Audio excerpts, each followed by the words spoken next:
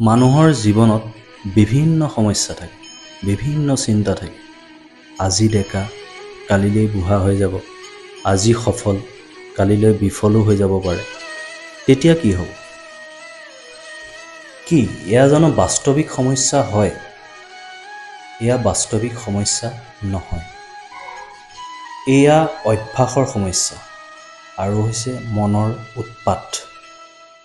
মানুহৰ হাৰ তেতিয়া নহয় যেতিয়া কিবা এটা কামত হাৰি যোৱা যায়। মানুহৰ হাৰ তেতিয়া হয় যেতিয়া কিবা এটা প্ৰাপ্ত কৰাৰ আশাই বাদ দিয়া যায়। মানুহ বুঢ়া তেতিয়া নহয় যেতিয়া বয়স হৈ যায় বা দাড়ি চুলিয়ে পকি যায়।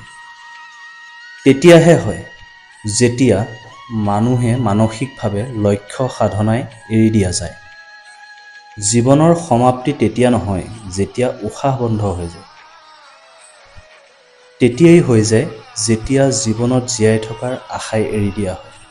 অৰ্থাৎ মনত হাৰিলেই হাৰ আৰু মনত জিকিলেই জিকা।